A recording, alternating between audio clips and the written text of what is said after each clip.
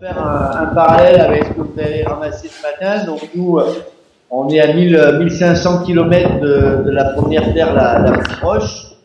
Donc on se trouve vraiment au milieu de nulle part. Et on est comme vous, on est énormément désolé parce que on vient de passer 2 jours dans le gir et on vient de ramasser des quantités de plastique impressionnantes. Marie peut vous en détailler un échantillon. Voilà je ne sais pas si vous voyez. On voit quelque chose, Olivier? Oui, c'est parfait. Tout ce que vous voyez à la surface, c'est des paillettes de plastique. Donc, en gros, là, tout ce que vous avez ramassé ce matin, qui aurait pris la destination du centre de l'Atlantique, aurait fini à l'endroit où nous sommes, et sous cette forme-là. Et croyez-moi, on en parlait quand on a rédigé notre journal de bord hier soir. Il faut vraiment venir voir ce qu'il y a sur place pour prendre conscience de la gravité du problème. Nous, bien sûr, toute l'équipe, on va essayer d'en parler de ce problème-là, mais c'est très dur à expliquer parce que quand on navigue sur un océan où on voit que de l'eau, on s'imagine pas ce qui peut se passer dessous. Et quand on voit ce qu'on nous ramène là, ça fait froid dans le dos. Nous décrire ce que vous voyez autour de vous, comment c'est sur place finalement?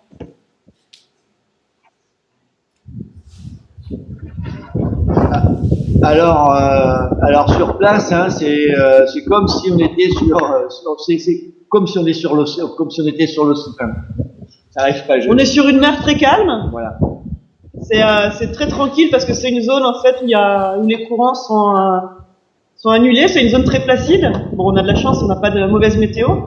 Et en fait, de temps en temps, à peu près, je sais pas, on va dire en 1 heure, on croise 5-6 déchets, quelque chose comme ça. Des fois un peu plus, ça dépend de la zone où on est.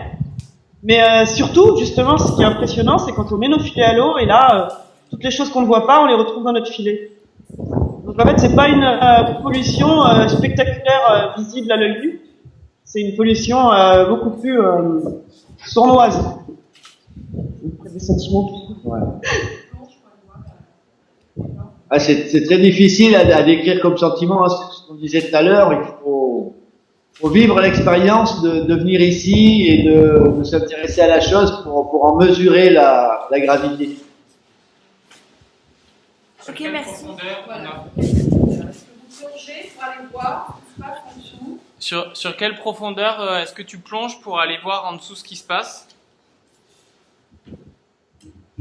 Alors, oui, on a plongé avec Vinci, notre preneur de son et d'image, qui est très courageux, parce que quand on plonge, on a 6000 mètres d'eau sous les pieds, mais les toutes petites particules, on les voit pas, elles sont pas condensées.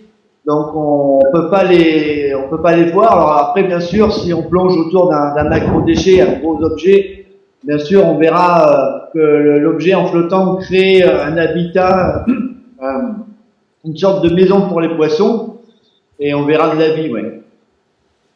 Tu veux rajouter quelque chose, Marie? Non, c'est bien.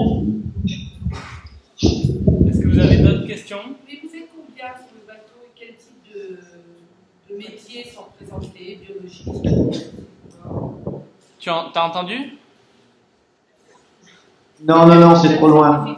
Combien vous êtes sur le bateau et quel type de métiers sont représentés sur le bateau? Alors, on est 7 à bord du bateau. Donc, alors, il y a la partie exploration, la partie pédagogique et la partie scientifique. Et Marie va présenter tout ce petit monde. En fait, on est tous partis avec des missions différentes à bord et chacun effectivement a une mission différente, mais finalement, on fait beaucoup de choses tous ensemble. Par exemple, il y a 3 membres d'équipage professionnels qui sont chargés de la bonne marche du bateau et qui participent aussi aux manipulations scientifiques. Donc, vraiment, tout le monde participe. Après, on a Vinci qui est le caméraman, qui passe son temps à nous filmer. Il est d'ailleurs en train de nous filmer en ce moment. On a Patrick qui fait à la fois skipper, c'est-à-dire capitaine du bateau et puis chef de mission. Et on a 3 scientifiques à bord. Voilà, donc une chimiste et puis 2 biologistes.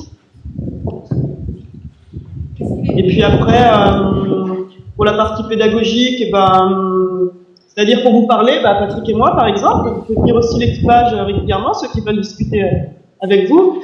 Et le journal de bord, Patrick et moi on le rédige ensemble et puis on peut participer aussi à tout l'équipage. Donc finalement, voilà, chacun a une fonction mais on la partage avec vous. J'ai une question, Patrick, je suis de l'agence de l'eau. Je voulais savoir comment vous faisiez avec l'eau à bord. Eau potable, eau usée et les déchets. Alors, l'eau potable, pour l'eau potable, on a un désalinisateur. C'est bon, pour expliquer rapidement, c'est un appareil qui pompe l'eau de mer et qui crée par osmose de l'eau douce. Les eaux usées, ce ne sont que les toilettes. Donc c'est rejeté à la mer. Et tous nos déchets, donc on fait le tri à bord du bateau. On a des coffres. On a un coffre où on utilise, où on stocke le plastique. Un coffre où on jette le biodégradable, bien sûr.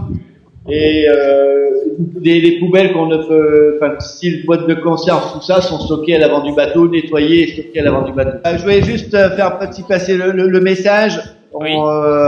qu'il y a toute l'équipe derrière moi et que c'est grâce à eux qu'on peut mener à bien cette mission. Vas-y, ouais. Et que je tiens à les saluer devant eux parce que c'est important.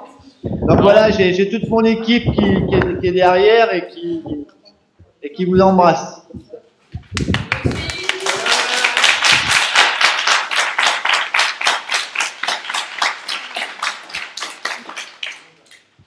Et merci pour ce que vous faites. Merci pour ce que vous faites. Et surtout, continuez à le faire.